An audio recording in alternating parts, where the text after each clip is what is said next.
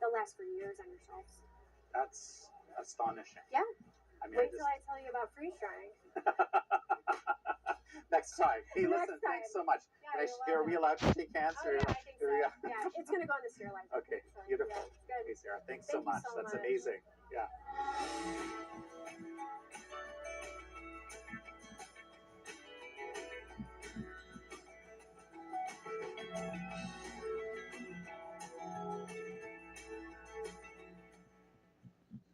Where's Daddy?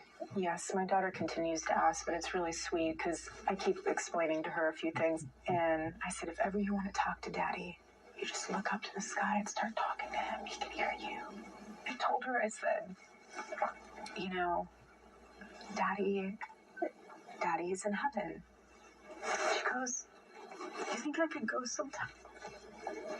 I said, baby, we will all go one day. We will all go one day. Yeah, I mean, I don't know about you, Blake, but the kid clips specifically, a lot of people clipped them up, put them on social media, but there is something crazy hard to watch about the kid clips. Anyways, keep it going. We saw the hats being flung.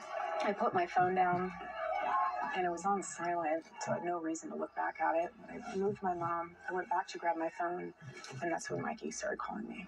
He called me within seconds. I called Erica. I just remember it rang like 3 or 4 times. I didn't know what to say. Those are the words that will change someone's life forever, and you have to be the one to say it. That was the first time I've ever called her during a campus tour stop. And so Mikey called me, and I'll never forget him just being like, Charlie's been shot. He's been shot. Get the kids. Get security. Get the kids. Get the kids. He's been shot. I sprinted out of her treatment center and just collapsed in the middle of the parking lot.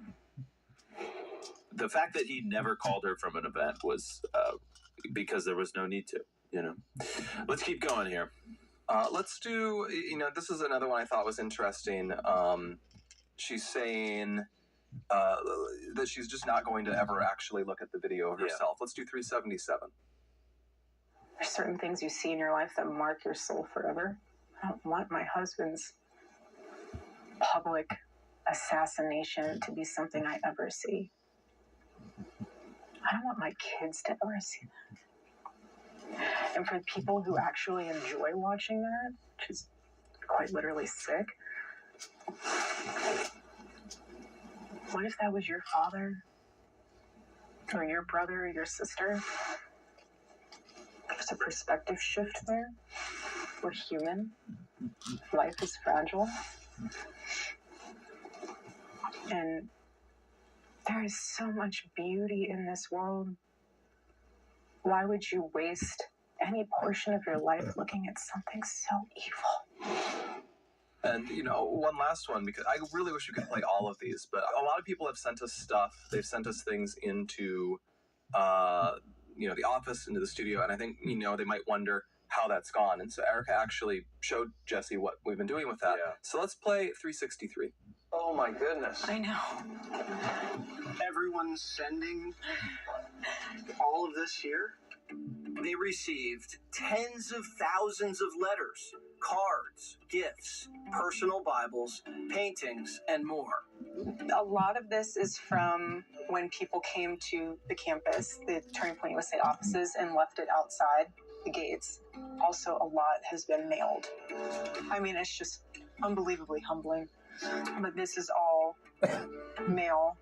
I told them not to throw anything away. I want every single card saved for my kids. And for when, if the day gets hard at your desk, you come into this mailroom, and I want you to come in, and I want you to pick up any of these cards, and I want you to read it, so you can put into perspective why you work here. Oh my gosh. I need to stop in there. I haven't actually gone in. I haven't gone in yet. I know it is there. I should go by later today. They are 859%. SCNTENE 604%. Aetna 595% since the passage of this bill. Senate and House Republicans maintain that they will not guarantee the extension of the ACA subsidies without significant debate and reform. We are not, as Republicans, going to continue what you created, a windfall for healthcare insurance companies, inflationary mechanisms in healthcare without an end. We're going to stop and fix what you created in 2010.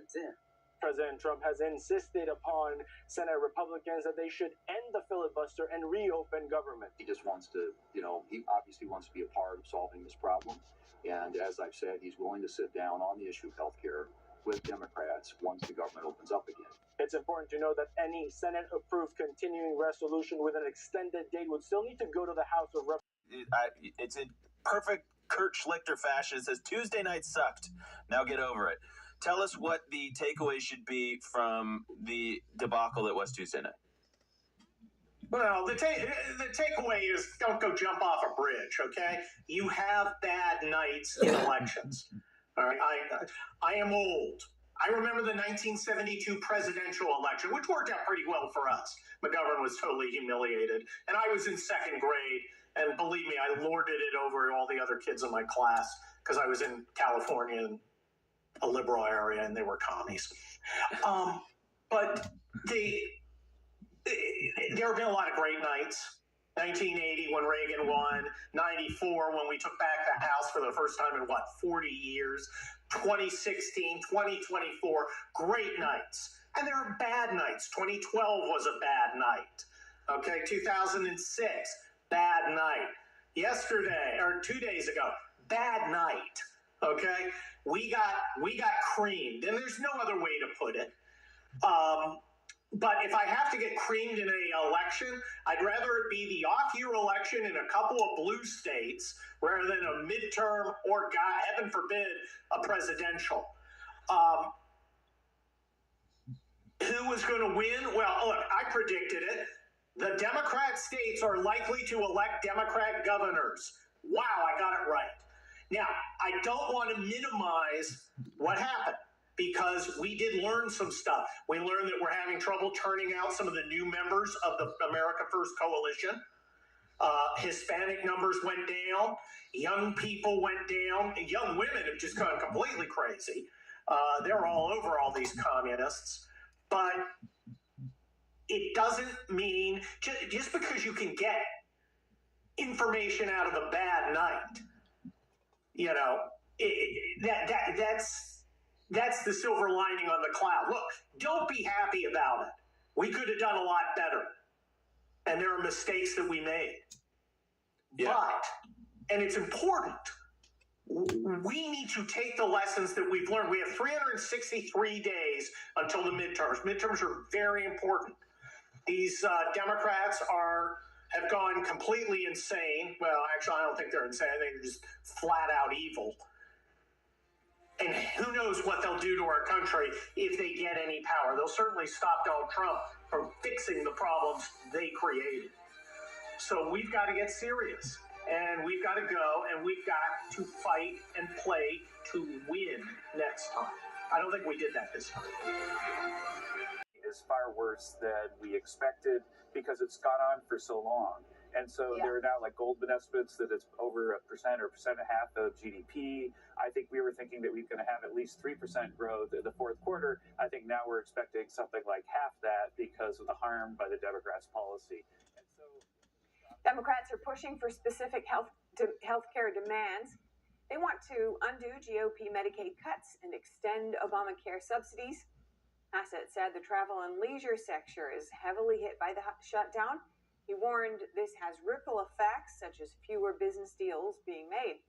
He said permits are also not being processed and construction projects are starting to slow down. Hassett also pointed out that the shutdown will discourage people from taking government jobs and harm efficient government operation in the long run. But he said he expects the U.S. economy to bounce back quickly once the federal government reopens. Republican Congresswoman Elise Stefanik has officially launched her campaign for New York governor. Stefanik takes aim at a Democratic incumbent, Kathy Hochul, over what she calls an affordability crisis in the state. Kathy Hochul made New York the most unaffordable state in the nation, crushing families with sky-high taxes, unaffordable rent, soaring energy costs, and record-high grocery bills. And cozied up through a defund the police, tax-hiking, anti-Semitic communist. Stefanik, a close ally of President Trump, does not mention him in her announcement, but vows to make New York affordable and safe again. First elected in 2014, Stefanik has climbed GOP leadership ranks and built a national profile as a staunch Trump defender. She's the first major Republican to enter the 2026 race, setting up a high-stakes challenge to Governor Hochul, who's seeking a second full term. Stefanik's 2023 questioning of university presidents on anti-Semitism on their campuses led to 2 of their resignations. And New York GOP Chairman Ed Cox officially endorsed Stefanik. In a statement, he said, quote, "There will not be a Republican primary, and a year from now, Elise will lead our team to victory over Kathy Hochul." Next, several people are ill after a suspicious package was opened at Joint Base Andrews. What we know about the incident so far. Maryland officials sued the Trump administration over plans to block a new FBI headquarters outside Washington, D.C. Meanwhile, FBI Director Kash Patel approves the move.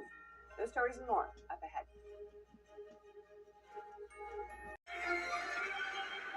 I am so excited about this next guest. Somebody that not too long ago, we spent a really amazing time right here in a conference room. I could walk to it in about 3 seconds. And that is, of course, Yael Eckstein, IFCJ Global President and CEO. That's the International Fellowship of Christians and Jews. Yael, welcome to the Charlie Kirk Show. Thank you so much, Andrew. What a blessing to be here with you. Yeah, and it's the first time you've been on, obviously, since the tragic news that we got that Charlie had been taken from us and taken from this world. And when it happened, Yael, I couldn't help but recall, as I just said, that time we spent in June, so just a couple months ago, together in the conference room here in Phoenix. And it was one of the most memorable meetings that I'd ever had with Charlie, as a matter of fact. And you were so sweet, and you wanted to just engage in these ideas. And Charlie was riffing, and he had all these like thoughts, and you were just like, I want it, like, let me get my notebook and I take this down. Charlie was like, absolutely. So the floor is yours, Al. Maybe just start there and reflect on your personal friendship with Charlie and kind of what that meant and what you learned and how you're thinking about these weeks since he was taken from us. Wow. Well, to see you there, Andrew, in the studio doing this podcast gives me so much hope for the future.